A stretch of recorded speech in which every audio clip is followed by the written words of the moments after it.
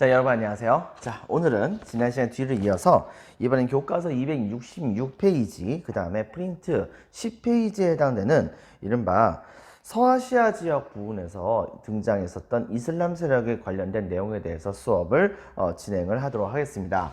예전에 이슬람 쪽과 관련해 가지고서는 아바스 왕조까지, 즉 우마이야 왕조, 그 다음에 아바스 왕조가 등장하게 되면서 이 서아시아 지역까지를 완벽하게 바로 이 이슬람 세력이 장악을 했었다고 얘기했었죠. 하지만 바로 그 아바스 왕조를 멸망시킨 나라가 바로 어디입니까?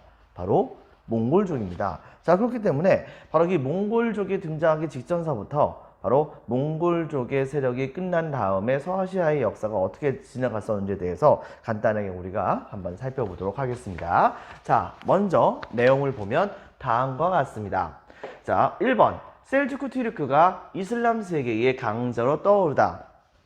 여기서 이 셀주크 튀르크라고 하는 그 단어는 여러분들 이렇게 생각하면 돼요. 원래 튀르크라고 하는 그런 민족이 있는데, 이 튀르크는 이제 다른 말로 이제 돌골족이라고도 얘기를 하죠. 근데 바로 이 돌골족 중에서 셀주크 튀르크라고 하는 부족이 있는 거예요. 이 셀주크 튀르크라고 하는 건 부족이 시간이 지나가면서 점차 힘을 키워서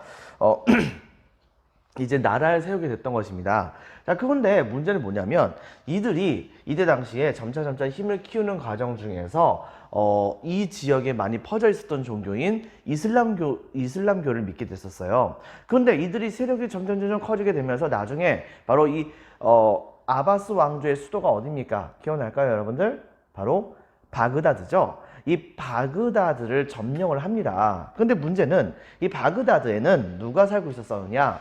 이슬람 세계의 최고 실력자, 즉 칼리프가 있었잖아요. 칼리프는 정치와 종교의 지배자였었습니다. 자, 그런데 문제는 이 셀주크 튀르크는 당시에 이슬람교를 믿고 있었어요. 그러다 보니까는 아바스 왕조 자체를 멸망시키는 거에 대해서는 좀 애매했던 것입니다. 근데 어쨌든 간에 이 칼리프의 입장에서 먼저 본다고 한다면 힘이 강력했었던 이때 당시에 셀주크 튀르크의 지배자를 마음껏 무시를 절대 할 수 있는 상황은 아니었던 거죠. 그래가지고서 나중에 둘이 협상을 봅니다. 그 협상은 바로 무엇이냐? 당시에 원래는 칼리프는 정치와 종교의 지배자였었죠. 그런데 여기에서 정치적인 지배 권한을 바로 이때 당시에 이 셀주크 튀르크의 우두머리에게 이 칼리프가, 아바스 왕조의 칼리프가 주게 됩니다. 그렇게 되면서 이때 당시에 셀주크 튀르크는 넓은 의미에서 본다고 한다면 아바스 왕조에 포함이 되어 있는 거예요. 하지만은 아바스 왕조의 바로 이 칼리프에게 인정을 받은 이때 당시에 셀주크 튀르크의 국왕을 일컬어서 우리는 뭐라고 부르냐면 술탄이라고 얘기를 합니다. 그리고 그 이후부터는 당시에 이슬람 세계에서 등장했던 여러 지역의 이슬람 국가의 왕들을 일컬어서 보통 술탄이라고 보통 얘기를 하죠. 그래가지고 이때 당시에 바로 이 셀주크 튀르크는 아바스 왕조로서부터 술탄이라는 칭호를 받게 되면서 점차 그 힘이 강화되는 모습을 보여주게 됩니다. 그리고 그 힘은 점차 힘을 키워서 여러분들 알다시피 바로 이제 비잔티움 제국의 가장 중요한 도시 중에 하나였었던 성지 예루살렘을 점령까지 하죠. 하지만 여러분들 알다시피 이 사건은 바로 이 아랍 사람들에게는 커다란 악몽을 불러일으키게 됩니다. 즉 이른바 십자군 전쟁이 터지게 되면서, 그러면서 이 셀주크 튀르크는 그 200년 동안에 걸쳐 가지고서 서유럽의 공격을 계속해서 막아낼 수밖에 없는 상황이었어요. 그러다 보니까 아무리 강력했었던 셀주크 튀르크라고 한 나라도 점차 그 힘이 약화가 될 수밖에 없었던 것이겠죠.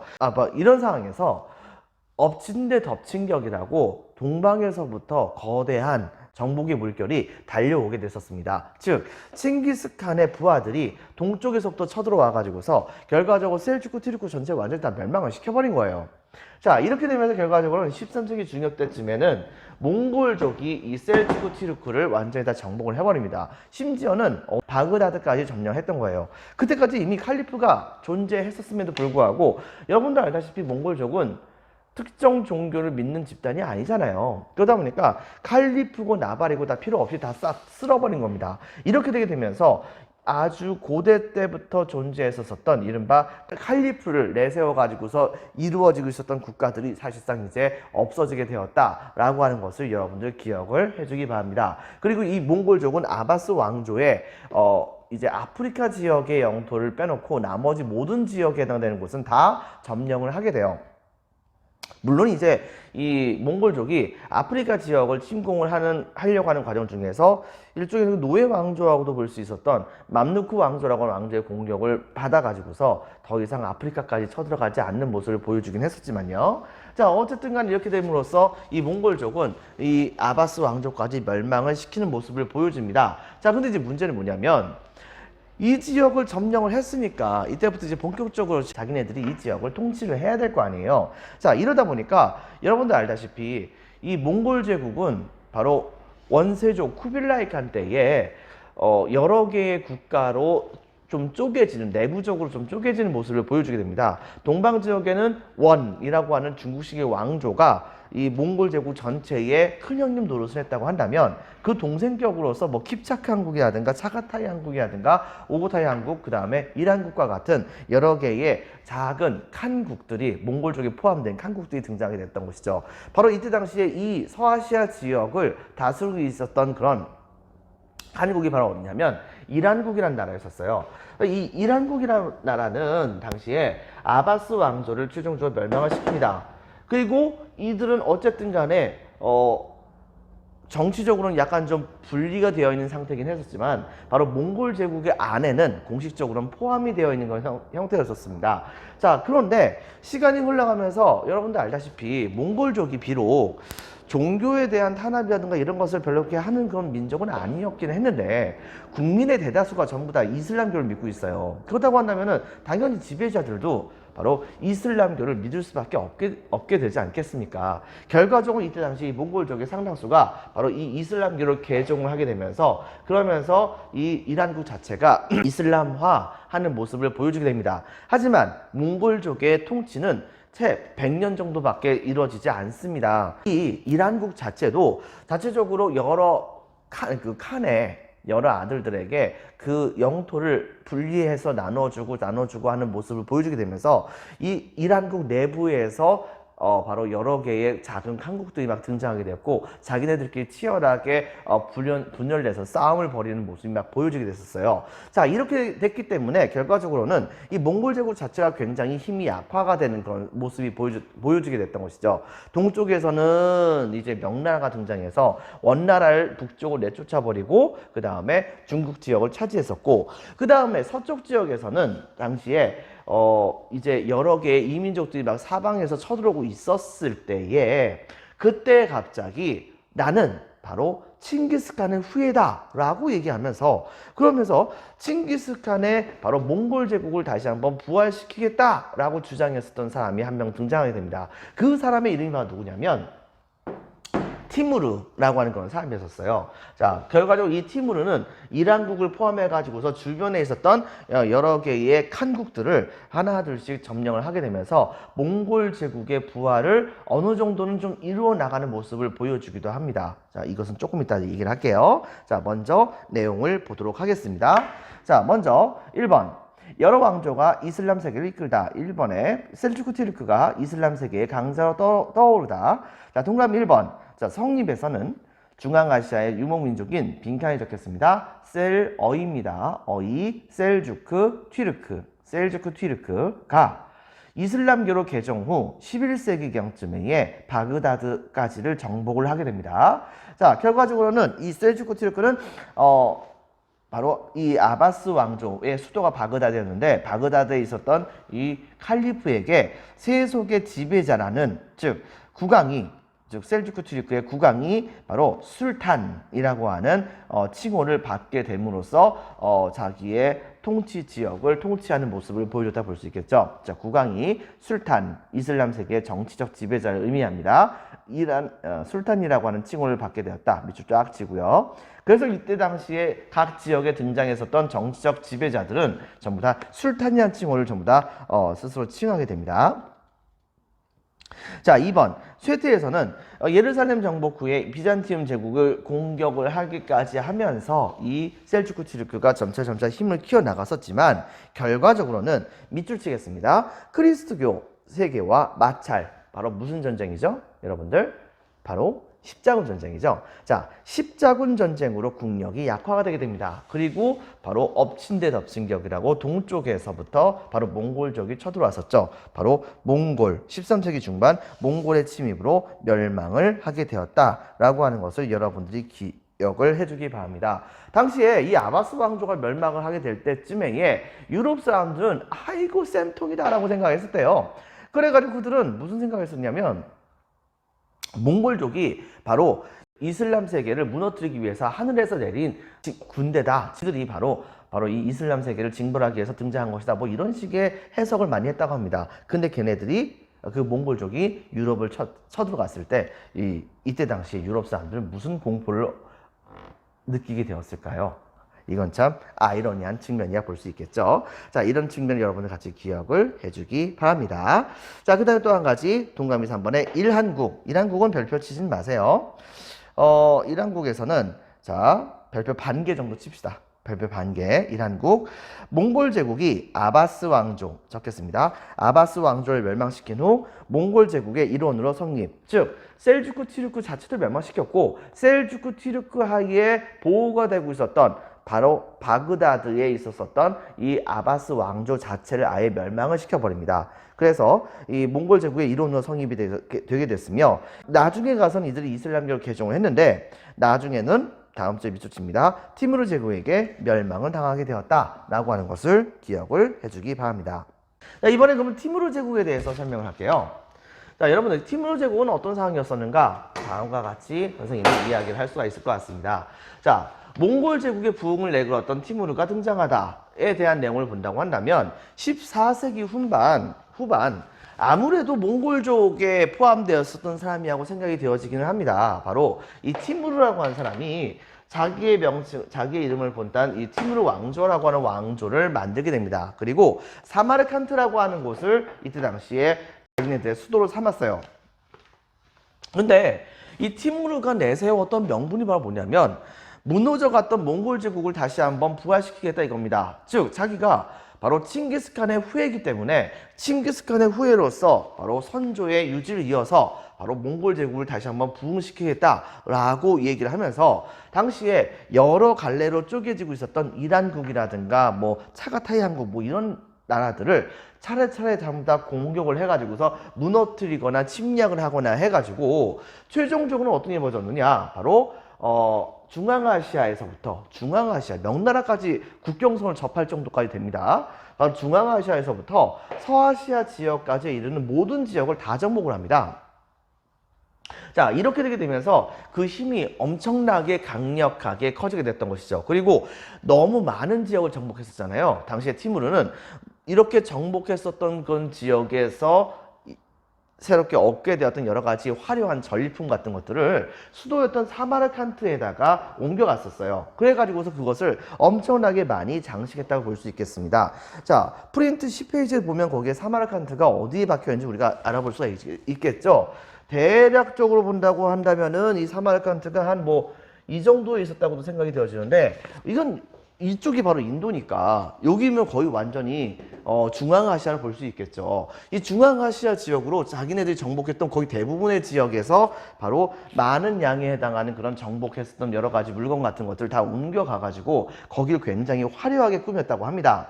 문제는 몽골 제국을 사실상 무너뜨리는데 가장 크게 힘을 썼었던 나라가 바로 동방 지역에 있었던 명나라였습니다. 자, 그러다 보니까 당시에 이 티무르 제국의 입장에서는 명나라와 결전은 절대로 그냥 넘기면 안 되는 그런 매우 중요한 결전이야 볼 수 있었었죠. 하지만 명나라가 워낙 큰 나라잖아요. 그러다 보니까 티무르 제국 같은 경우에는 명나라와 싸우기 위해서는 여러 지역에 있었던 굉장히 많은 그런 영토를 많이 차지해 가지고서 거기서 힘을 얻은 다음에 그 군대를 동원해서 명나라를 공격하는 것이 가장 맞다고 생각을 했던 것입니다. 자, 근데 그때 당시에 명나라도 사실 이 티무르 제국에 대해서 인식은 하고 있었어요.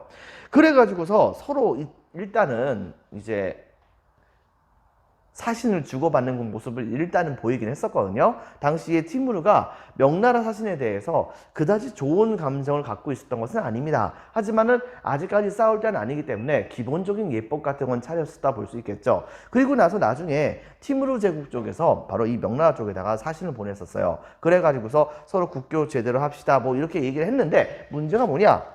당시에 이놈의 명나라가 바로 이제 항상 왜 중국 사람들 드높은 그놈의 그 중화 사상이라는 거 있잖아요. 모든 나라들은 중국의 동생 뭐 자녀들과 마찬가지다 뭐 이런 식의 생각을 했었던, 세상의 중심은 중국이다 뭐 이런 식의 생각을 했었던 바로 그 중화 사상에 입각해서 티무르가 보냈었던 그 사신을 바로 이때 당시에 조공을 하러 왔었던 그런 사신으로 취급을 해버린 거예요. 그래가지고서 대등한 국가 간의 관계를 이루지는 못하게 됐던 것입니다. 때문에 이때 당시에 티무르 입장에서는 그게 되게 열받았던 거죠. 자, 그러다 보니까는 결과적으로 여러 군데의 바로 공격을 통해 가지고서 그래서 엄청나게 막대한 힘을 갖게 되었던 이 티무르 제국, 이제 최종적으로 이 명나라에게 선빵을 날려야겠다고 생각을 했던 것입니다. 때문에 어떤 특정한 장군을 시킨 것이 아니라 아예 바로 이 티무르가 직접 몇십만 명이 넘는 대군을 이끌고서 이때 당시에 명나라를 침공하러 갑니다. 그 대규모의 군대가 당시에 명나라를 침공하러 갔었죠. 그리고서서 열심히 가고 있었는데, 문제는 뭐냐? 그만 이 티무르가 늙어서 죽어버렸어요. 갑자기 병이 들은 거예요. 그래가지고서 진중에 죽게 되면서 명나라도 이때 당시에 한참 긴장하고 있었거든요. 그런데 티무르 제국의 군대가 더 이상 쳐들어오지 않게 되면서 명나라하고 티무르 제국은 이때 당시에 일시적으로 좀 잠깐 화해를 하게 됩니다. 문제는 뭐냐? 이 티무르 제국의 원펀치에 해당되는 그런 사람이 바로 이 티무르밖에 없었다는 거예요. 그 티무르가 죽고 나선 본격적으로 이 티무르 왕조는 되게 빠른 속도로 무너지기 시작합니다. 물론 잠깐 반짝했을 때가 있었어요. 잠깐 반짝했을 때를 잠깐 제외하고 나서는 바로 또 급격하게 무너지게 되면서 티무르 제국은 이때 당시에 바로 이쪽 지역을 제외한 나머지 모든 부분을 차지하고 있었는데, 여러 개의 갈래로 막 쪼개져 가지고서 서로 굉장히 많은 분열이 일어나고 있다가 결과적으로 어떤 일이 벌어졌느냐? 바로 16세기 때쯤에 우즈베크족이라고 하는 우리가 알고 있는 우즈베키스탄이라고 하는 데 있죠? 바로 거기에 출신에 해당됐었던 굉장히 많은 부족들이 이 지역을 공격을 해가지고서 이 티무르 제국은 결과적으로 그들에게 멸망을 당하게 되는 수모를 겪게 되었다 볼 수 있겠습니다. 자, 내용을 보면 다음과 같습니다. 첫 번째, 먼저 볼게요. 별표 하나. 건국에서는 차가타이 왕국에서 바로 티무르라고 하는 사람이 등장했었죠. 그래가지고 스스로 칭기스칸의 후손이라고 주장을 하게 됩니다. 자, 그리고 티무르 왕조 건설, 티무르 왕조 박스. 그 다음에 수도를 바로 빈칸해 주겠습니다. 티무르 왕조의 수도가 어디라고요? 바로 별표 하나, 사마르칸트. 적어주세요. 오른쪽에 지도에도 나와 있습니다. 자, 그 다음에 동그라미 2번 발전에서는 동그라미 1번 이 티무르가 국가를 일으킬 때 내세웠던 명분이 뭡니까? 바로 몽골 제국의 부흥이었었습니다. 스스로가 칭기스칸의 후예라고 내세우면서요. 자, 그렇기 때문에 당시에 바로 이 티무르 제국은 동그라미 1번 빈칸에 적겠습니다. 몽골 제국. 자, 몽골 제국의 부흥을 내세워서 중앙아시아와 서아시아에 이르는 지역을 모두 다 정복을 하게 됩니다. 밑줄 쫙 치고요. 자, 동그라미 2번 동서무역으로 번영을 하게 됩니다. 동서무역으로 번영을 하게 되죠. 자, 동서무역으로 번영을 하게 됩니다. 즉, 당시에 여러분들 알다시피 티무르 제국의 영역이 한 이 정도까지 됐었으니까요. 뭐 이렇게까지 갔다 보면 되니까,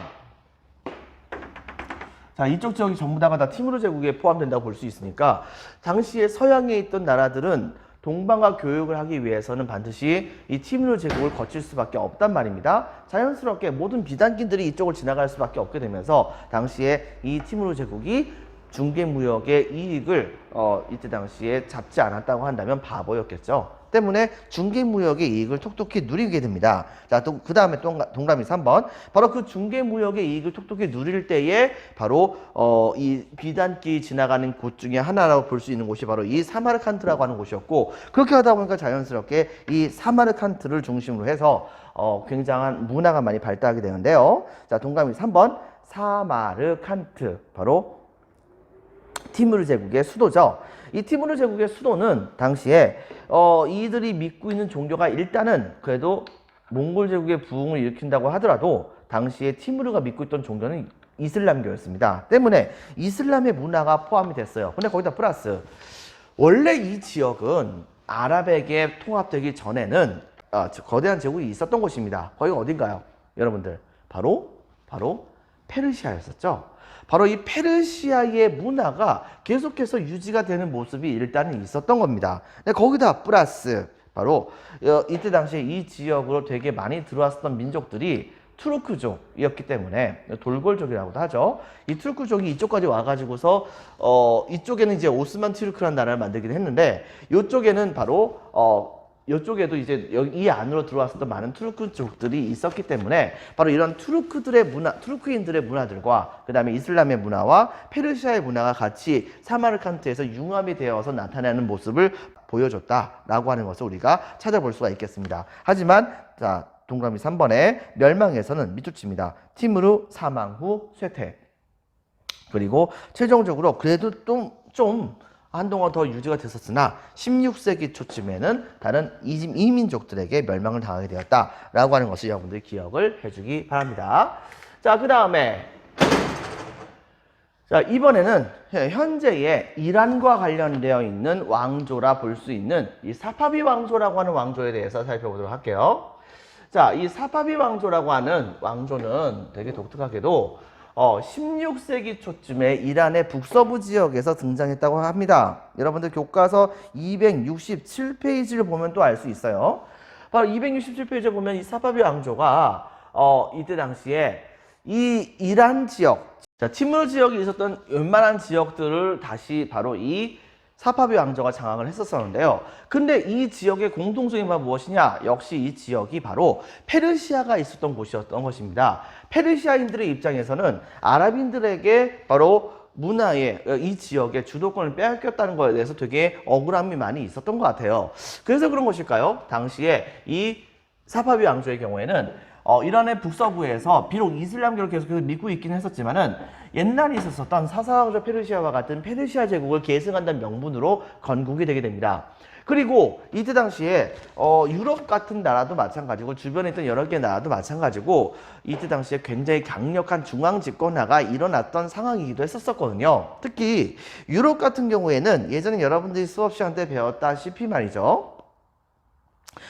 각 국가들이 강력한 관료 조직을 갖고 있었습니다. 이 강력한 관료 조직을 통해 가지고서 지방을 제후를 통해서 통치한 것이 아니라 직접적으로 통치하려고 하는 모습을 많이 보여줬던 것이죠. 바로 이런 측면도 있었기 때문에 이때 당시 사파비 왕조도 바로 그런 측면을 어느 정도 좀 따라갔었던 측면이 있었던 겁니다. 때문에 각 지역을 바로 제후와 같은 사람이 아니라 직접적으로 관리를 파견해서 통치하는 관료 조직을 되게 많이 성장을 시켜요. 그 다음에 또 한 가지 바로 각종 상비군을 이때 당시에 정비를 시킵니다. 즉 술탄 밑으로 강력한 항상 준비되어 있는 국왕만을 위해서 충성을 바치는 군대를 마련을 했던 거예요. 바로 이 군대를 통해 가지고서 국왕권을 강화시키고 두 번째 국왕이 최고 정점에 있는 관료 조직을 통해 가지고서 전국을 통치하다 보니까 자연스럽게 바로 모든 그런 권력이 중앙으로 집중되게 되면서 그러면서 중앙 집권 체제가 확립되게 되었다고 우리가 찾아볼 수가 있는 것이겠죠. 여러분들, 자, 이렇게 됐을 때 당시에 바로 이 유럽 지역에서 맹위를 떨치고 있었던 강력한 나라가 있었습니다. 그 나라가 바로 어디냐면 오스만 튀르크라고 하는 바로 이 오스만 제국이었었어요. 근데 이 오스만 제국이 당시에 이 사파비 왕조를 공격을 합니다. 제일 중요한 이유 중에 하나가 뭐가 있냐면 사실 여러분 혹시 기억나나요? 이슬람 세계가 둘로 갈렸었잖아요. 바로 하나는 시아파라고 하는 것과 또 하나는 수니파라고 하는 쪽. 수니파 같은 경우에는 칼리프가 될 수 있는 사람들은 많은 그런 이슬람의 지도자들이 추천하는 사람들이 칼리프가 될 수 있어야 된다라고 얘기했던 반면 시아파의 경우에는 바로 무하마드의 후손만이 칼리프를 계승할 수 있다라고 했었던 그런 파였다고 했었잖아요. 그리고 상대적으로 이 수니파 같은 경우에는 코란에 대해서 여러 가지 해석 같은 것을 하는 것을 인정하는 주의였었는데 이 시아파 같은 경우에는 쿠란을 이때 당시에 다른 식으로 해석하는 것을 거의 거부하려고 하는 모습, 약간 좀 원리주의적인, 원칙주의적인 그런 특징을 갖고 있었었는데 바로 4대 칼리프 알리가 암살되는 과정 중에서 양쪽에서의 그런 감정이 굉장히 폭발했었단 말입니다. 그런데 이때 당시에 다른 지역에서는 이 시아파 국가가 사실상 거의 만들어지지 않았다고 볼 수 있는데 당시에 바로 이 시아파 국가를 바로 이 사파비 왕조가 내세워 가지고서 만들게 됩니다. 자, 이렇게 해 가지고서 시아파 국가로서 등장하다 보니까 오스만 투르크 같은 경우는 이때 당시에 수니파 국가였었거든요.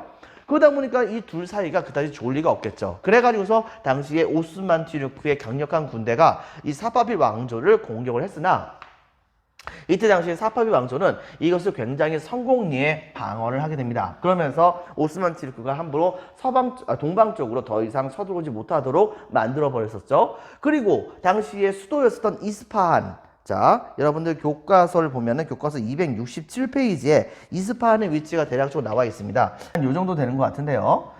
자, 이 이스파한, 옛날 이제 바그다드 근처 쪽이라고도 볼 수 있는데 이 이스파한이라고 하는 곳에다가 수도를 세운 다음에 여기를 중심으로 해가지고서 동방과 서방을 서로 교역을 하게 만드는 중개무역의 이익을 역시 또한 얻게 됐던 것입니다. 이 이스파한이 가장 또 중요한 것 중에 하나가 바로 이 비단길이 이제 지나가는 모습이 있었던 거예요. 즉, 이쪽을 통해 가지고서 이루어지고 있었던 바닷길이 이 이스파한 근처로 지나가는 부분들이 있었기 때문에 이 바닷길을 통해 가지고 들어오고 있었던 중개 무역의 혜택을 이스파한도 어느 정도 얻을 수가 있었던 것입니다. 자, 그렇게 되면서 나름대로 되게 발전을 많이 했었어요. 하지만 얘네들도 시간이 흘러가면서 이민족의 침입으로 인해 가지고서 멸망을 하게 됩니다.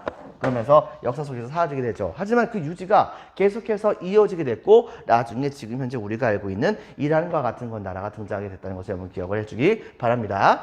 자, 문화적인 측면에서 본다고 한다면 기본적으로 이들의 경우에는 애당초에 이들이 내세웠었던 그런 주장이 바로 옛날 페르시아를 부흥시키는 거였었어요. 그러다 보니까 문화 자체는 굉장히 페르시아 문화적인 특징이 있습니다. 하지만 이때 당시에 바로 이들이 믿었던 종교는 이슬람 종교였었고 페르시아는 원래 이슬람을 믿지는 않았었잖아요.